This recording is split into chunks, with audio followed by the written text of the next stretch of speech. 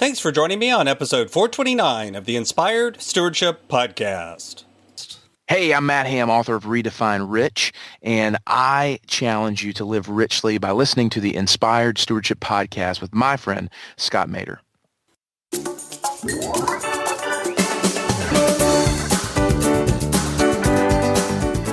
It's that fear that often ends up creating silos of information.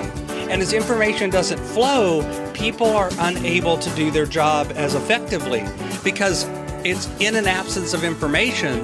People will create a narrative. People will create a story. People will fill that vacuum with other information. Welcome and thank you for joining us on the Inspired Stewardship Podcast. If you truly desire to become the person who God wants you to be, then you must learn to use your time, your talent, and your treasures for your true calling.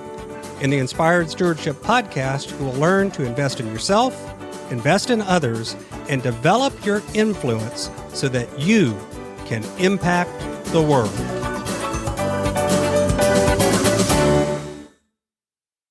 In today's episode about developing your influence through stewarding your talent, I talk with you about why leadership is not only about leading those who follow you.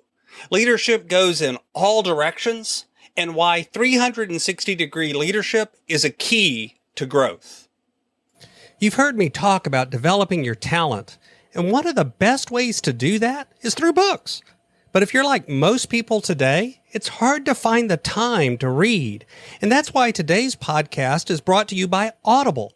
Go to inspiredstewardship.com/audible to sign up, and you can get a 30-day free trial. There's over 180,000 titles to choose from, and you can pick one and listen your way to developing your talents via Audible. That's inspiredstewardship.com/audible to get your free trial and listen to great books the same way you're listening to this podcast. When I was first learning about leadership and beginning to move into positions where people would call me a leader, the interesting thing that I found was a lot of folks immediately concentrated on a leader means that you have followers and your job is to lead those followers. And that's a very common definition and view of leadership, and it's not even completely wrong. There is a degree to which leadership is about interacting with those who follow you. But very quickly, as I moved into management positions where I had a boss, but then I also had a team that I was leading, I discovered that part of my job was to lead upward, was to interact with those people who were, quote, above me in the hierarchy and figure out ways to work with them and cooperate and build advantages so that the team that I was leading benefited from those. I often said that my job as a leader was to help make the people who followed me's job easier. And sometimes that meant I had to interact with the people that were above me in the hierarchy in a particular way. I had to lead the people that were above me. And that's a very tricky thing to do sometimes, depending on the person's personality, depending on how they view leadership. They may not want to listen to someone who's, quote, below them on the hierarchy. They may not want to give you that audience in that way. They may not look at leadership the same way you do, and they may view things differently. What's more, I also figured out, especially as I moved into senior leadership positions, that often there was information that I had that the person who was below me on the hierarchy didn't necessarily have. And sometimes I could share that information with them, and sometimes I couldn't for various reasons about the way the company culture was or about the way that information was compartmentalized at this point in time. And that became very difficult sometimes to navigate because I would have information that was relevant to them doing their job that I was not allowed to share. And learning to navigate that became a frustration as well. But it's something that you can do because leadership, real leadership, goes in all directions. It goes, quote, up the hierarchy. It goes down the hierarchy, and it even goes laterally side by side.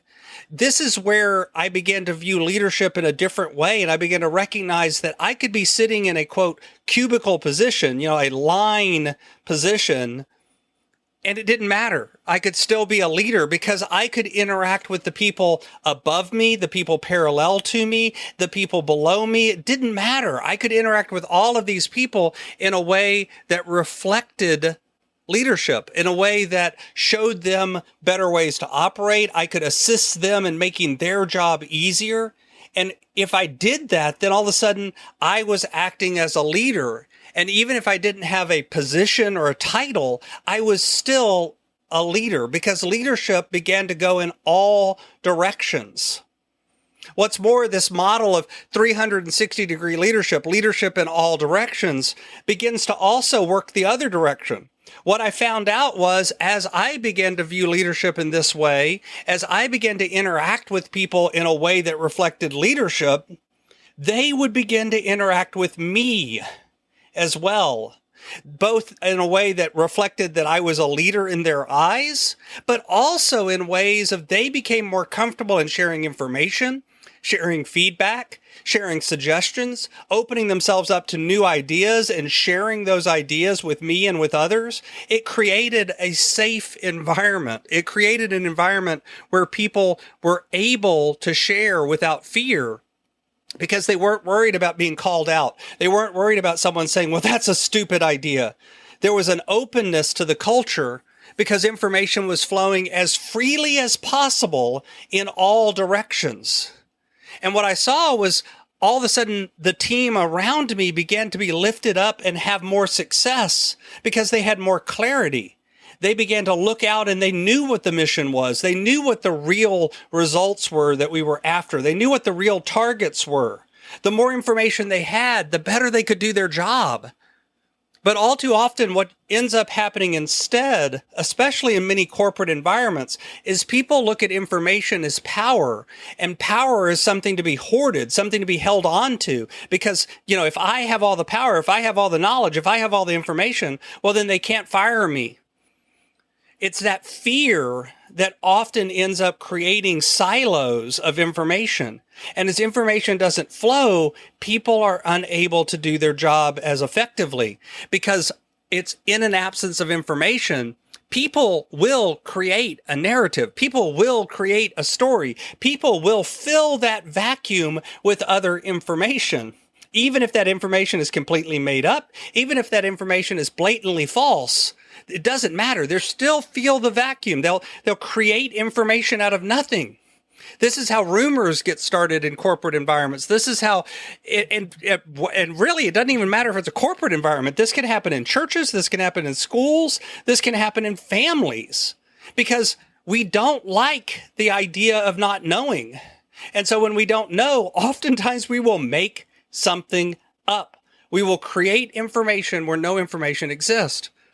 So leading in 360 degrees is really about recognizing that, number one, there's a value in sharing that information that you have outward. And number two, there's a value in being open to receiving information, no matter what the source of that information is. And really, if you want to challenge yourself, when you think about leading in 360 degrees, that also means looking at people and no longer thinking about their position in the hierarchy, but instead thinking about what it is that they can bring to the organization and what is it that they need from the organization so that they can be successful.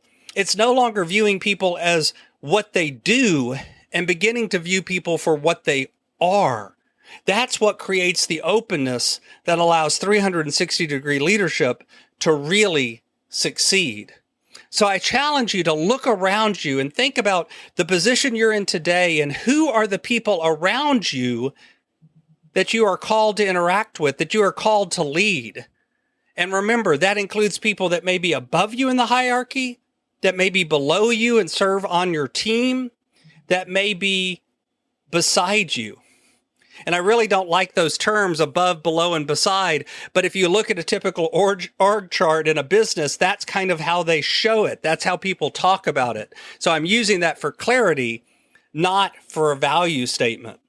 So look at that and begin to identify the 360 degrees that you're supposed to lead, and lead them today. Thanks for listening.